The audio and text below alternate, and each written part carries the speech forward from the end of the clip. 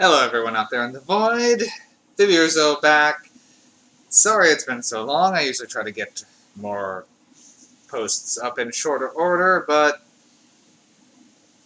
I don't even have an excuse. I'm tired, distracted. Just haven't been watching as many movies. Okay. Hopefully we can fix that. And I took a look at something I'd never seen before. Another of my many dollar pickups. But this one was a surprise. Um, The Eyes of My Mother. I'd never heard of this one before, but something about it just kind of drew me to it. I mean, I pull a lot of schlock out of Dollar Tree. My eight shark movie collection, for example, or some of the other, or Bad Nun. That one was another one. This one just, I can tell even by looking at it, it looked different. It looked more legit. And some of the quotes on it were not just generic quotes, but we got one from Bloody Disgusting, one from Rolling Stone, so some actual quotes rather than just attributed to no one. Okay, so this movie is hard to describe. It's like watching someone's nightmare, is really to put it best. Essentially, it follows a young girl at first whose ideal farm life is shattered when a man comes up and pretty much murders her mother, near in front of her. And her father comes home and pretty much beats the guy into oblivion, and that's when things start getting strange. Yeah, that's when it starts getting strange.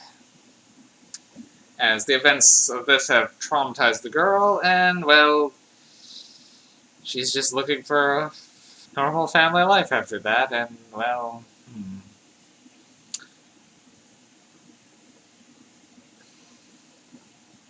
It's hard to talk about this movie, because I don't know where to draw the line for spoilers on this.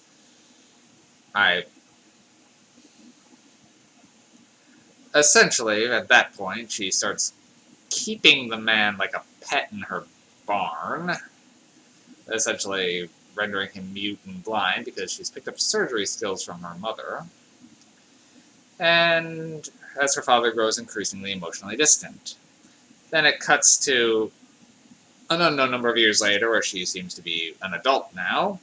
Her father has just passed away, and she's trying to cope with life, trying to find ways to reconnect with people, and maybe get a family of her own with horrifying effect. Yeah, that's the best sum up I think I can give it this one. So, now what I think of this movie, it took me a while. As I was watching this, I really wasn't sure what grade I could give this one. But before I get into the grade, let's talk about it. So first off, this movie's artsy as fuck. I mean, wow. It's done in black and white. Okay. And this one's circa 2016, I think. So it's pretty new. But yeah, I'm not sure if that was an artistic choice or just to make up for the fact that this movie, from what I could tell, had very little budget. But it definitely added to the atmosphere, I think. So I will go with intentional. And I will say the pacing is simultaneously very slow. And this movie's only 76 minutes, but it feels long.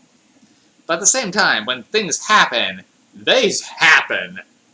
And you're left wondering what just happened, because you're moving around at such a slow pace, and all of a sudden, something will get out of hand, and they just cut right before you have a chance to fully grasp what you're watching. And then it leaves you to kind of pick up the pieces.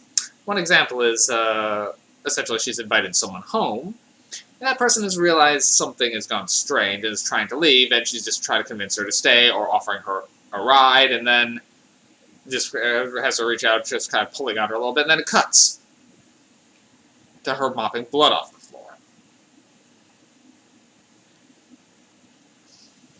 This movie has an R rating, but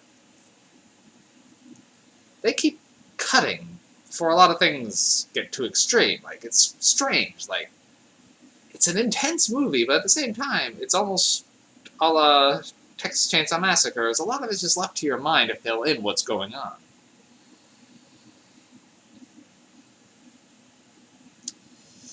And I will say, like, because of the slow pacing, you linger on some very eerie shots. It's straight out of Kubrick, kind of, here, with how a lot of these things could be framed.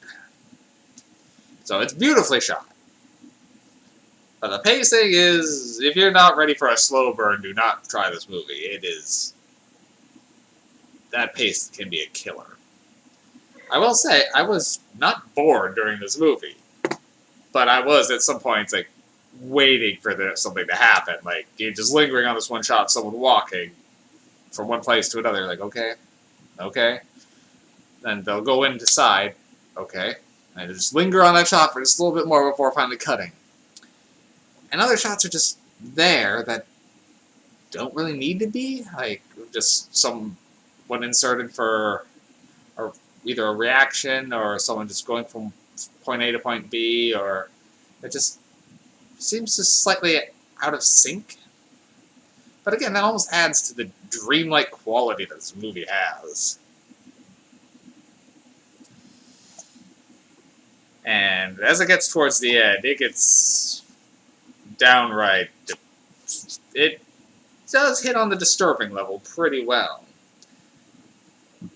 I mean, it didn't leave me feeling as blown as The Lodge did at the end. And it wasn't as overall horrifying as the Poughkeepsie tapes. But it definitely did leave an impact, more than I was expecting it to. So,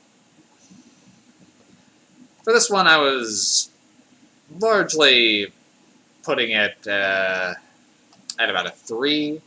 But as it got on, and towards the end, and some of the choices it made, and the places it was willing to go, I think I'm going to have to give this one a 4. I mean, I'm probably not going to watch it very often, but it hit hard enough that I just can't... It landed stronger than a 3 for me. So this one was kind of... I don't know if pleasant surprise is the right word, because it's... I don't know if I'd call this a pleasant movie. But it was worth watching. Interestingly, the director of this one later went on to direct the newest version of The Grudge, the sort of reboot one. I covered it back in October during the kickoff marathon, but yeah, this one, it was interesting. And I mean that in a good way.